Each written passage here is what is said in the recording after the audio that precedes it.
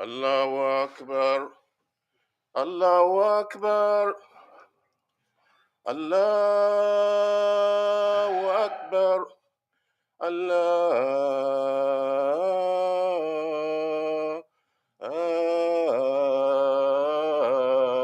أكبر الله أكبر أشهد أن لا إله إلا الله أشهد أن لا إله إلا الله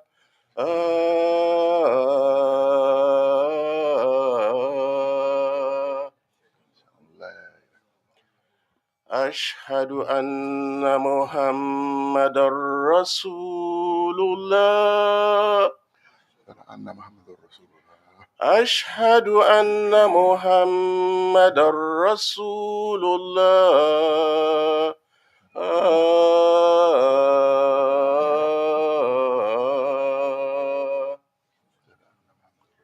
حي على الصلاة حي على الصلاة حي على الفلاح حي على الفلاح الله أكبر الله أكبر لا إله إلا الله.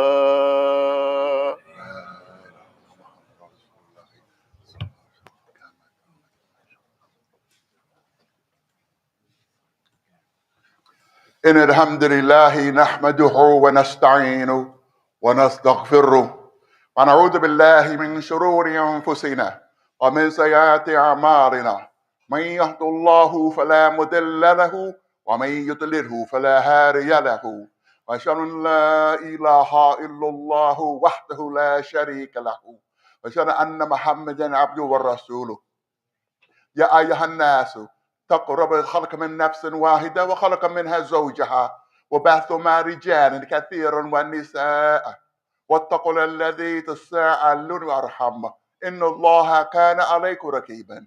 يا أيها الذين آمنوا قولوا قولا سديدا يصلح لكم أعمالكم ويغفر لكم ذنوبكم ويطيعوا ورسوله فوزا عظيما. أما بعد فإن خير كتاب الله وخير هدي محمد صلى الله عليه وسلم وشر الأمور محدثاتها وكل محدثة بدعة وكل بدعة ضلالة وكل ضلالة في النار.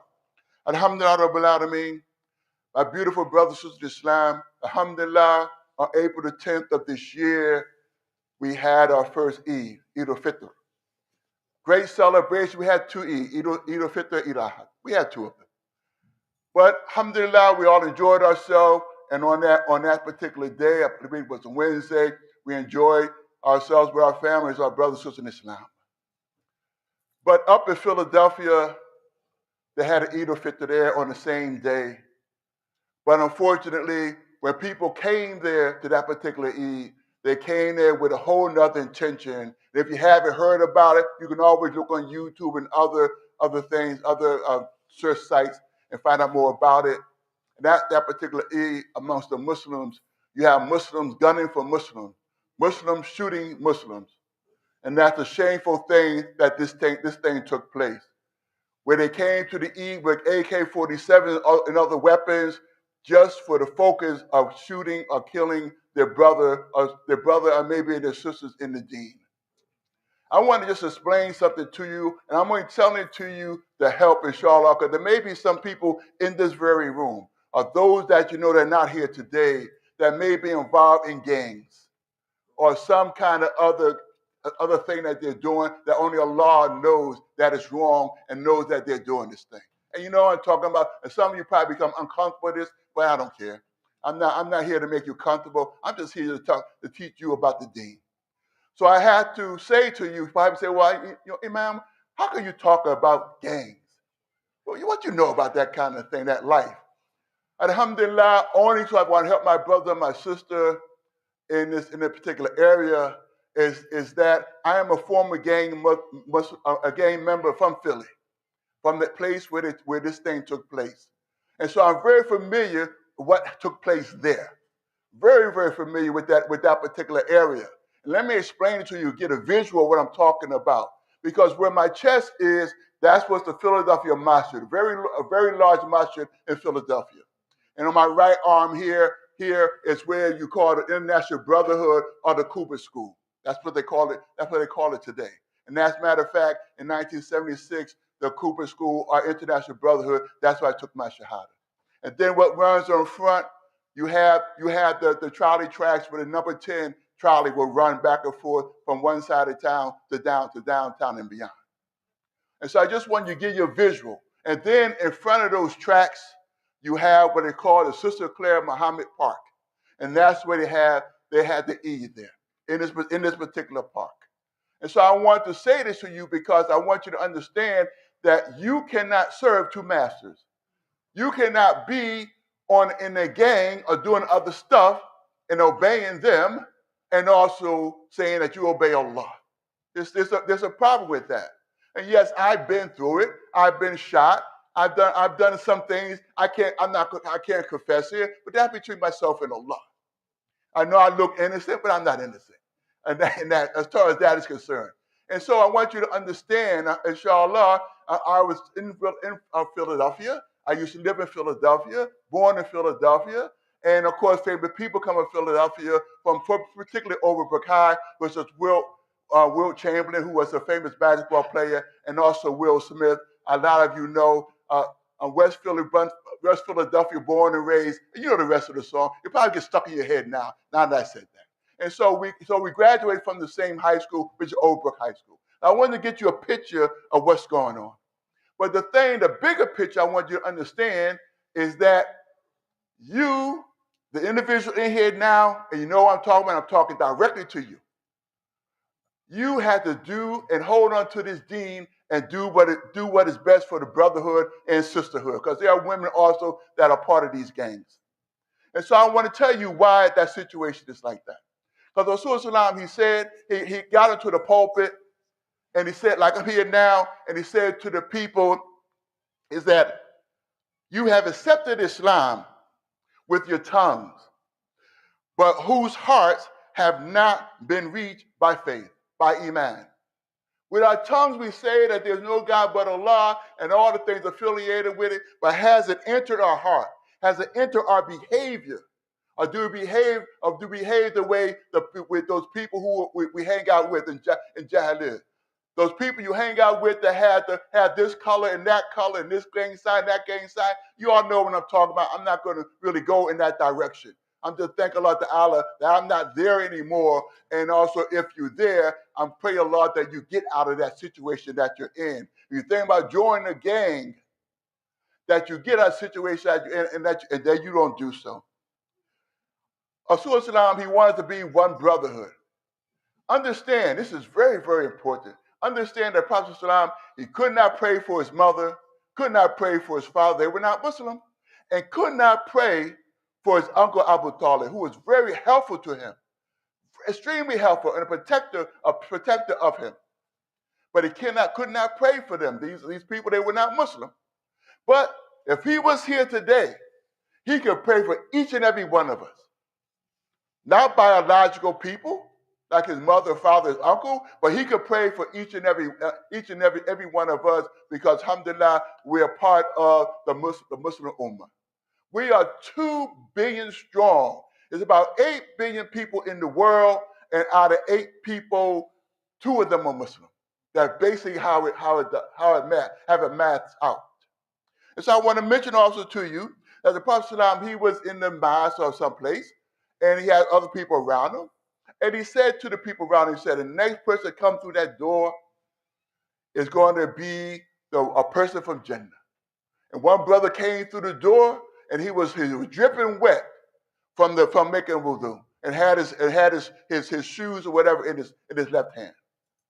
And everyone saw him. And then the next day, he said the same thing. Next person to come through that door, he is a person from Jannah. And it was the same man. And he said a third time, the next person to come to that door is a person from Jannah. And it's the same man. So one of the brothers there, he like, what's going on? Why is he saying this about this man? He had missed a beat. 3 times he said this. And so the brother, he went to the man and he said to him, he said, look, brother, and he wasn't telling the truth. He said, look, brother, I have this problem at home. I need a place to stay. I need to be your guest or be a guest someplace. He said, no problem, brother. Come on, you can stay with me. Because really what he wanted to do, he wanted to spy on the brother. And so one day he stayed there one day, he didn't see anything different. So a second day he didn't see anything different. A third day he didn't see anything different. And so he said to the brother, the guest said to the brother, he said, look, he relayed to him what the prophet said, and each time this brother showed up, and I stayed here with you, not because I had problem at home, because I wanted to see what special thing you were doing, as the prophet said, you were the people of Jannah. And so what happened, my brothers and sisters, is that the man said, well, I don't do anything special. Okay, then the guest started walking away. He said, wait, hold up. I do, when I go to bed at night, I do not have any envy for my brother or my sister. I don't envy them. I don't dislike them. Or because they have something, I want that thing. And then the guest said, that's what it is. That he does not have any envy on it for his brother or sister. And so because of that, he will be one of the people of Jannah. I want to mention also to you, my beautiful brothers and sisters in Islam, and that is, and it's one of the ayahs in the Quran, that's going to be in Surah 21, ayat 92, and I read it in English.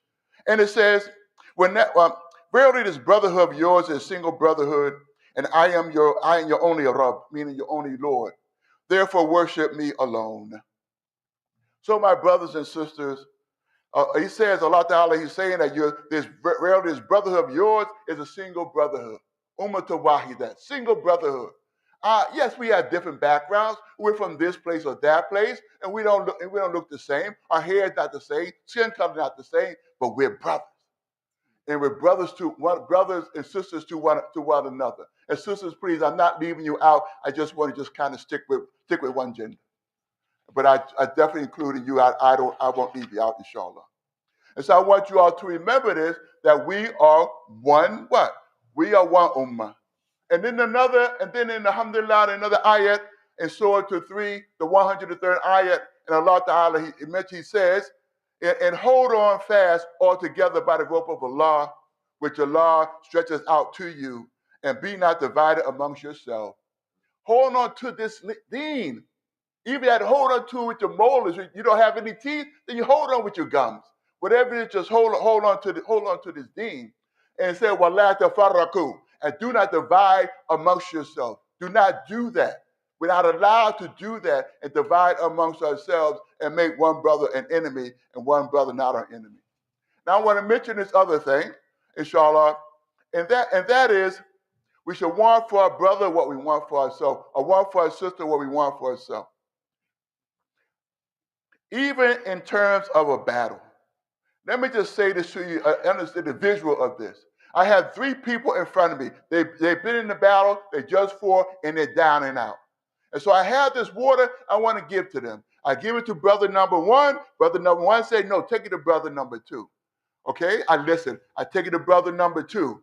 Then brother number 2 said, no, take it to brother number 3. And so I take it to brother number 3. Then brother number 3 said, no, take it back to number 1. By the time I get back to number 1, this is the love that the brothers have for each other. If I get back to number 1, he's dead. I go to number 2, he's dead. And I go to number 3, he's dead. They love each other for the sake of Allah. And we should have the same kind of love for each other. Nothing divides us. That's sisters and brothers, nothing divides us. Only thing that's different that makes you better than me is piety. That makes you better than me. But otherwise, we are not the same. We are the same. And so my respected brothers, sisters, and law, please keep these things in mind. Is that we had the situation up in Philadelphia, my hometown, and I don't want it also to happen here. And inshallah, it doesn't happen again there. Obviously, someone did not understand the deed. And so I want to put to you all this beautiful thing called Islam. Islam makes this brotherhood among us. and a sisterhood among us. We want for our brothers and sisters what we want for ourselves.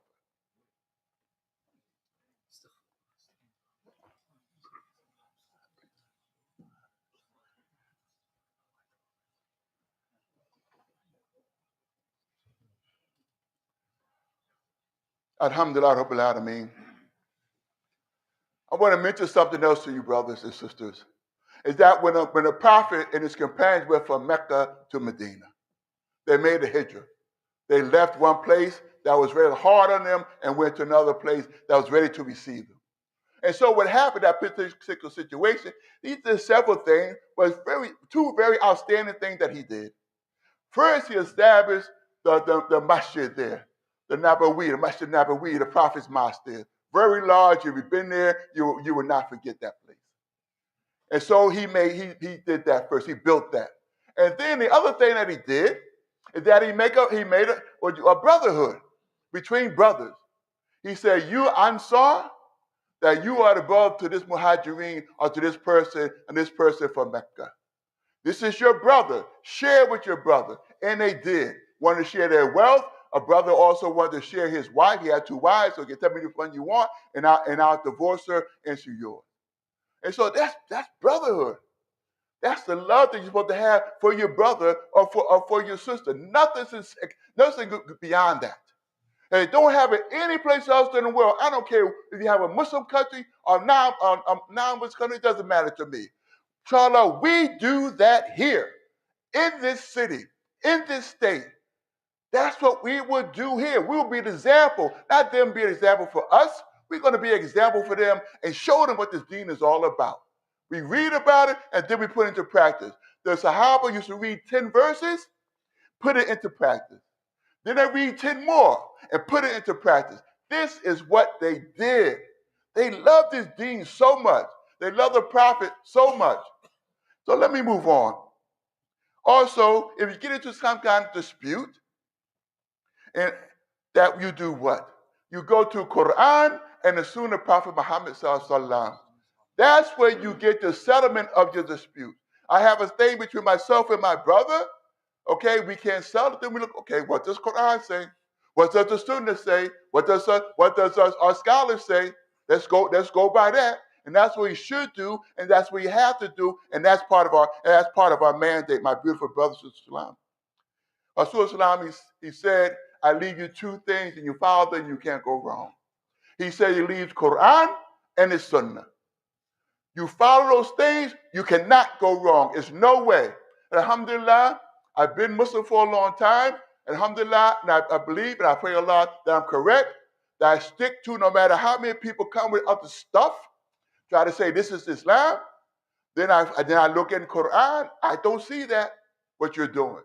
I look in the Prophet Muhammad in the Sirah, I don't see that in his behavior. I don't see that in his behavior, so I can't do it. Show me your proof. And more people cannot show me the proof that you're supposed to such and such a thing. Tell them show the proof. If it's true, you're not the only one that can read it. There were some people that their leaders said for them to take, and you all know what I'm talking about, told them to put their Quran on the shelf, and I'll interpret it for you. I won't get into that whole thing, but it's a simple thing. It's so simple that a child can understand what Allah is saying, what I tell us to do and not to do. So my respected brothers and sisters in Islam, I also want to mention to you, a man asked the Prophet ﷺ, which of the Muslims is best? Ayi Muslim or Hayu? Which Muslim best? And he replied, he from whose tongue and his hand the Muslims are safe. Also humanity, of course, too. This is the best. Khayru. This is the best. We want to be the best, then I'm not going to hurt you with my tongue, and I'm not going to hurt you with my hands, or raise a gun and take my AK-47 or whatever, and I'm going to spray you down. I'm not going to do that, or shoot you down. But I'm not going to do that because I got some kind of directive from some particular individual. It is not from the Sunnah of the Prophet. You told me to go and kill my Muslim brother and kill my Muslim sister. I'm not going to do that. That is not what I'm all about. Also, it said that a Muslim is a brother to a Muslim. Muslim akhi Muslim. That's what the thing is all about, brothers and sisters.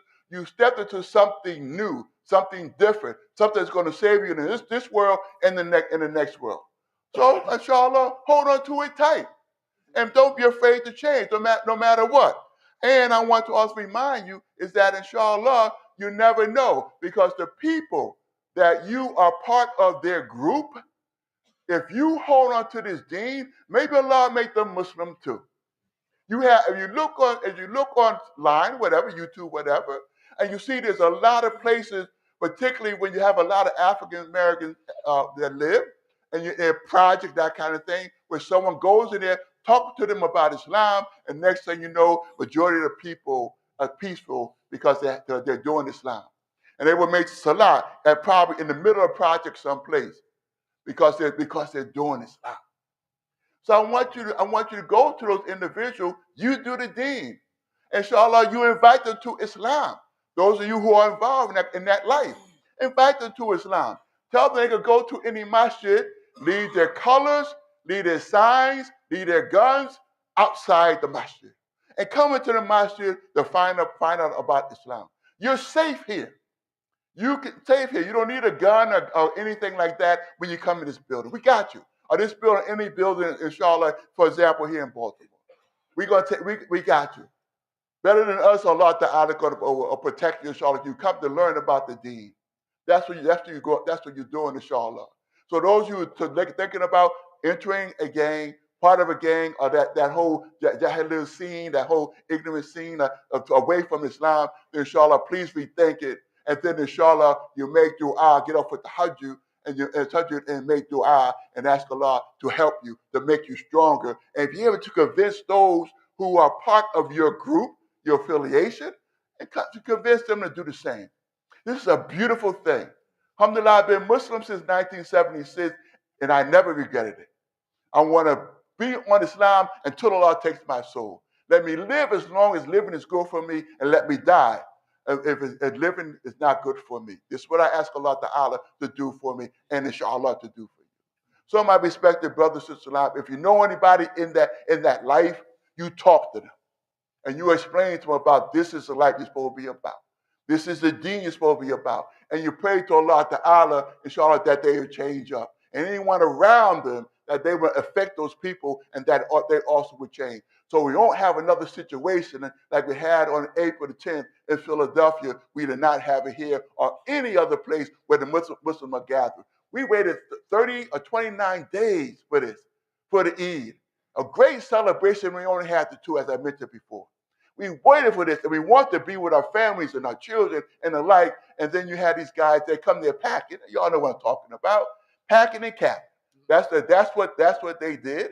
Inshallah, we want to convince them this is not the place to do it, and you're supposed to be out of that life and get into the good life, which is Islam. Let's make dua, inshallah. Oh, Allah, forgive us our major sins, our minor sins, the sins that people know about and the sins that people do not know about. Oh, Allah, forgive us the sins that we don't even remember, and make us strong in the deen Islam. Make us strong in the deen Islam. Make us strong in the deen Islam. Akim Sayyaki. Brother Muhammad.